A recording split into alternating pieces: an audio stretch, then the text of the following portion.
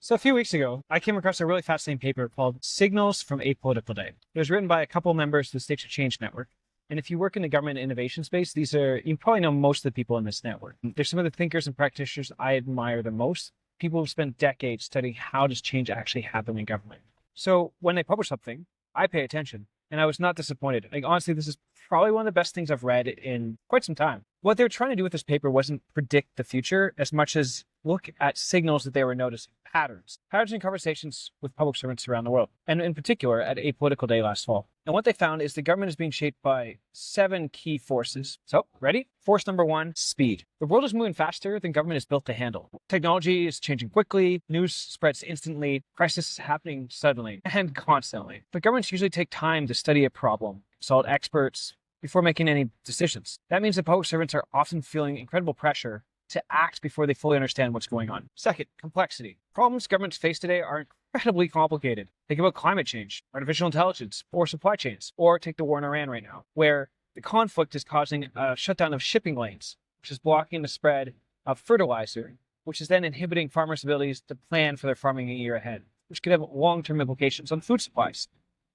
around the world. These issues connect to lots of other issues, which means that there usually isn't a single simple solution. Governments now have to spend time trying to manage complex systems instead of solving simple problems. Third, emotional pressure. Working in government right now is emotionally difficult. Why? Well, because the decisions we have to make as public servants are really big and have massive consequences. If you act too slowly, people suffer. But if you act too quickly, make the wrong call, that causes harm as well. Public servants are constantly having to balance this pressure while dealing with the stress is put on them by leadership. Fourth, politics is getting more intense. Politics in many countries is becoming more divided.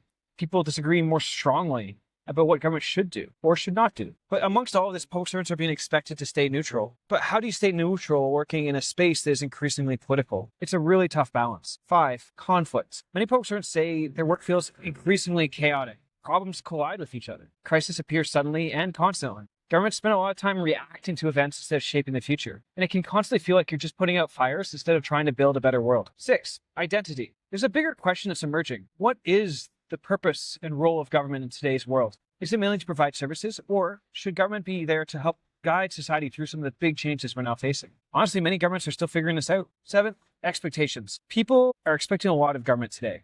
They want services to be fast, responsive, easy to use, but governments weren't designed for this type of speed. And so there's this growing gap between what people expect from government and then what government can actually provide. So the authors of this looked at these forces and they noticed 5 patterns in terms of how public servants are trying to respond. The first theme is government's trying to develop a new reflex. Instead of being able to plan and prep, they need to respond more quickly with insufficient information. This means developing better intuition and the ability to act quickly with incomplete information, like a reflex. It's not about rushing blindly into things, but it does mean being more responsive, quick acting. Second, government is full of tensions, and these tensions never really go away.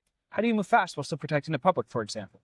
How do you try new things without breaking important parts of the system?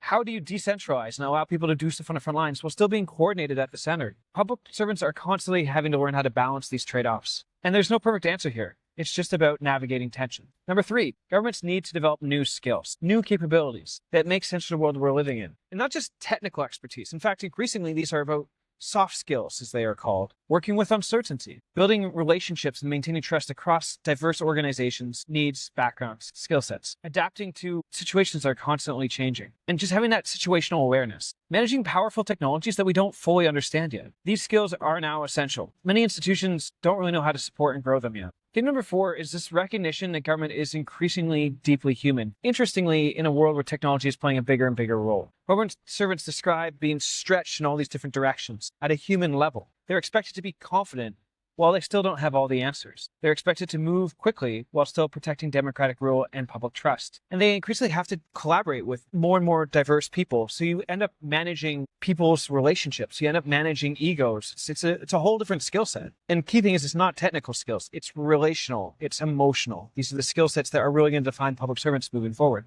And the result of this is theme number 5, which is governments need to be constantly learning. Instead of making plans and sticking to them, you need to constantly be adjusting as changes happen, which means you have to be paying attention to the context, working across boundaries, building trust while experimenting. But I think the thing that was most hopeful for me from the paper was the idea that while institutions have been struggling to change, public servants have been moving much more quickly and acting much more boldly. So what does this all mean? Well, it means we're entering into a new moment for public servants and for government.